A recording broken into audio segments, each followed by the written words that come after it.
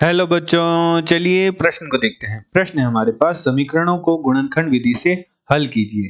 द्विघात समीकरण दे रखी है x का वर्ग माइनस 4x प्लस 29 बराबर 0 को हमें गुणनखंड विधि द्वारा हल करना है। चलिए सर्वप्रथम हम प्रश्न के लिए मुख्य अवधारणा लिखते हैं। मुख्य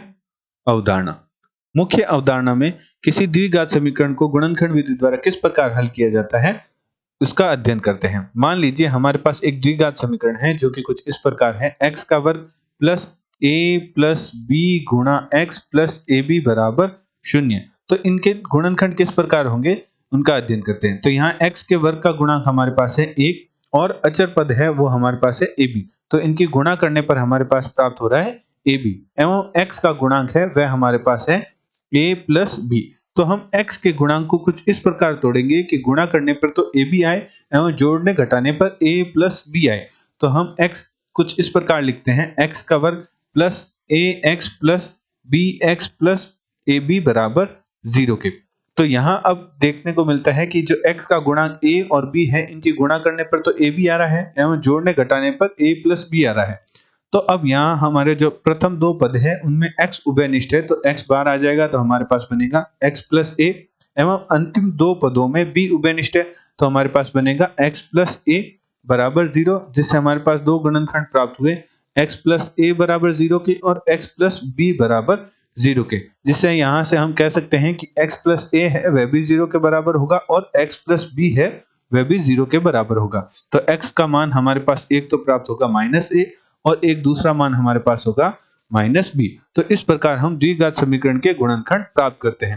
साथ ही साथ हमें एक मान की और आवश्यकता होगी जो कि कुछ इस प्रकार है, आयोटा का जो मान है वह बराबर होता है वर्गमूल माइनस 1 के एवं आयोटा के वर्ग का मान है वह बराबर होता है माइनस 1 के।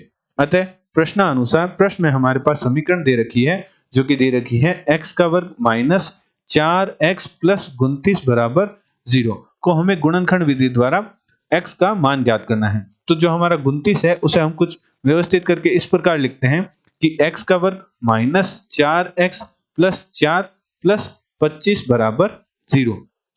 तो यहाँ जो प्रथम तीन पद है उससे हमारा एक सूत्र प्राप्त हो रहा है जो कि कुछ इस प्रकार होता है कि a माइनस बी के वर्ग का सूत्र हमारे पास होता है a का वर्ग प्लस b का वर्ग minus 2ab।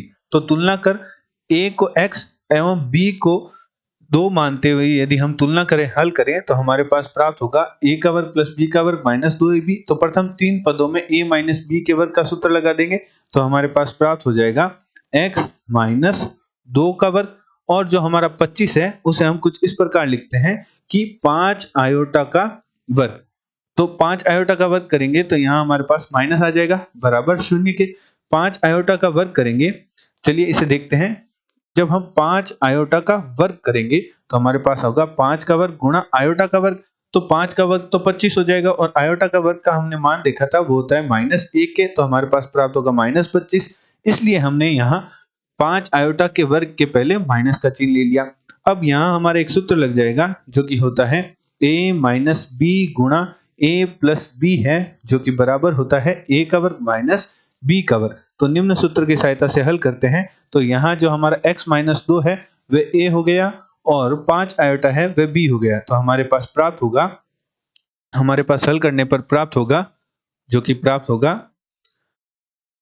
x minus 2 minus 5 iota एवं द्वितीय पद हमारे पास प्राप्त होगा x माइनस 2 प्लस 5 आयोटा बराबर 0 के, जहां से हमारे पास x के दो मान प्राप्त होंगे।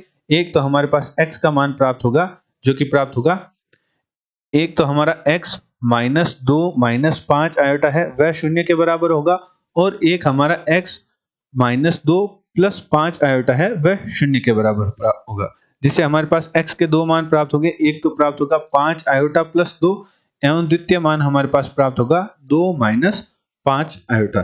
तो हमने गुणनखंड विधि की सहायता से द्विघात समीकरण x का वर्ग माइनस 4x प्लस 29 के गुणनखंड प्राप्त किए जो कि हमारे पास प्राप्त हुए 5 आयोटा प्लस 2 और 2 माइनस 5 आयोटा। आशा करते हैं आपको प्रश्न का हल समझ आया होगा। धन्यवाद।